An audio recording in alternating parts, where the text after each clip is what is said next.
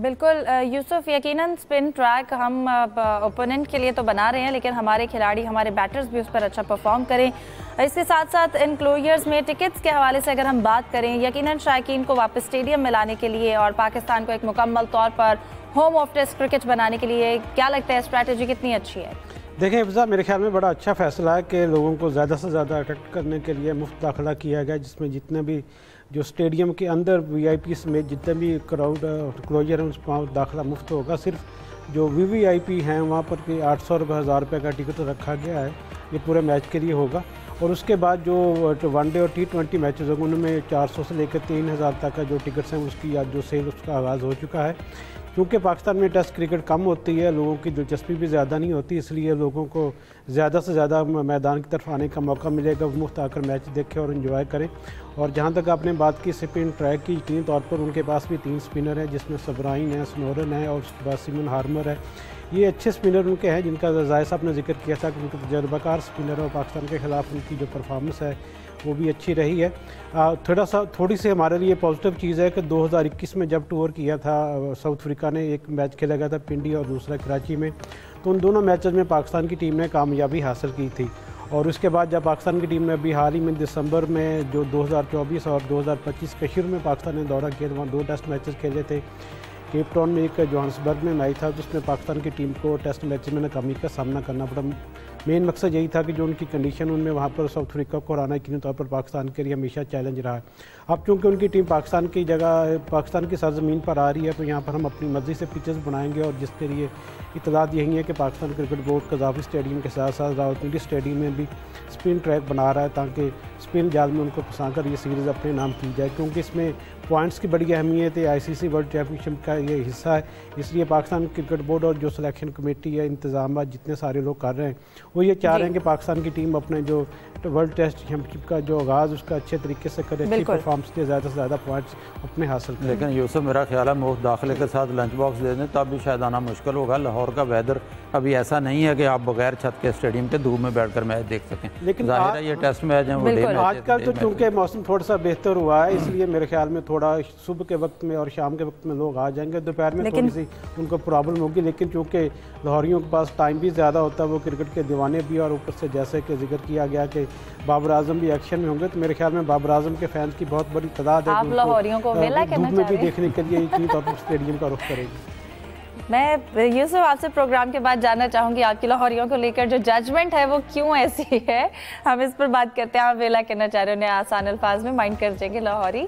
जाहिद साहब, हम टेस्ट के हवाले से बात करें, हमारी टीम अच्छे से तैयार हो, इस वक्त कैंप पे जारी है लाहौर में, लेकिन अब भी क्योंकि एक भरपूर सीरीज़ है, इसमें T20 भी होंगे, वनडे भी है, लेकिन T20 की सिलेक्शन के हवाले से जो खबरें सामने आ रही हैं, सबसे पहले क्या लगता है जो टीम में कितनी चेंजेस हो सकती हैं, क्या चेंजेस एक्सपेक्ट की जा रही हैं?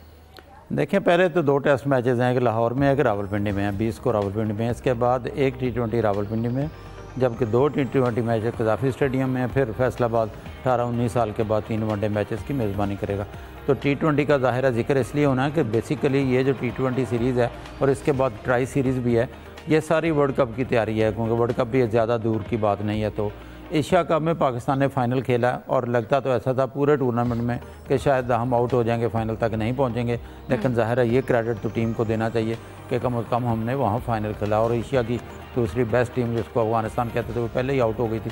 जो आपका सवाल है कि इसमें क्या तब्दीलियाँ होंगी, मेरे ज़ाती ख्याल में कोई बड़ी तब्दीली का इम्कान बहुत कम है। सलमान आगा की कप्तानी का लेके बहुत चर्चा है, लेकिन लगता है ये मेरी ज़ाती राय हो सकती है, क्योंकि अभी चेंज करेंगे तो फिर एक तनकीद का तूफ़ान उठेगा कि 3-4 माह के बाद ही आपने कप्तान को चेंज कर दिया।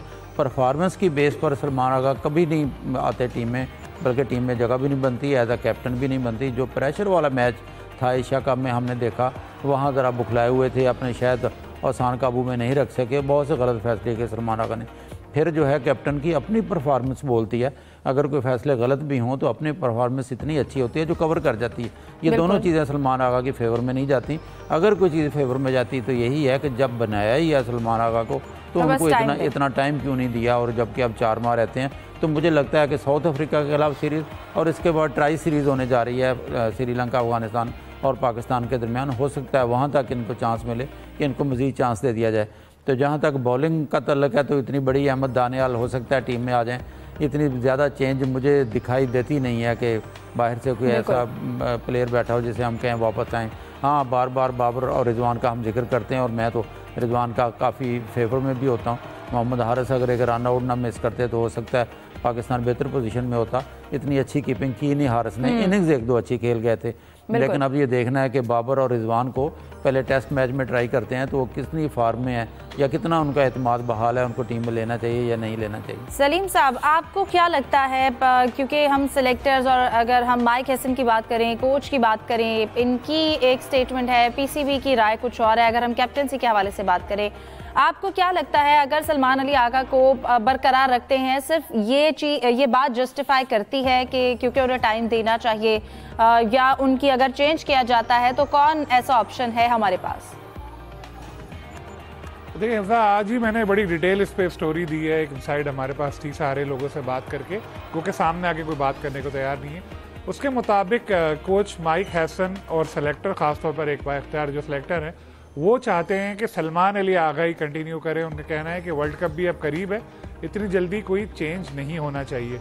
लेकिन सलमान अगर कैप्टन रहते हैं तो फिर वो बाबर को भी नहीं चाहते कि बाबर कमबैक बाबर का नहीं होना चाहिए T20 में, क्योंकि इस सूरत में टीम में फिर इशू हो सकता है और फिर वही मसले मसाइल होंगे कि सलमान शायद कंफर्टेबल ना हो, इस तरह का कुछ मामला भी है।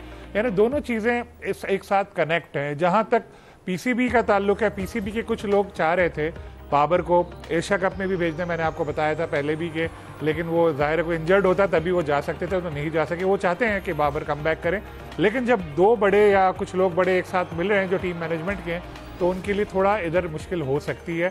कैप्टनसी का भी यही है कि सलमान आगा की कारकर्दगी कमज़ोर है, लेकिन उनकी बैक बड़ी स्ट्रांग है। जो उनके पीछे लोग हैं वो उनको जो बैक कर रहे हैं वो काफ़ी स्ट्रांग लोग हैं। परफॉर्मेंस ख़राब है या कमज़ोर है तो जो जज करते हैं वही लोग जो हैं उसको फिर नज़रअंदाज कर रहे हैं, क्योंकि उनका कहना यही है कि अब टाइम कम है। वैसे एक नाम शाहीन शाह अफरीदी का सामने आया था जो हम लोग भी कह रहे थे, लेकिन फिर ज़ाहिर है बोर्ड वाले भी उसी तरह से सोचते हैं, दूसरे लोग भी ऐसे ही मशवरे दे रहे होते हैं, लेकिन उस पर कुछ लोग मुत्तफिक नहीं हो सके। शाहीन कुछ लोगों की गुड बुक्स में नहीं है और वो जो लोग हैं काफ़ी बाइख्तियार भी हैं।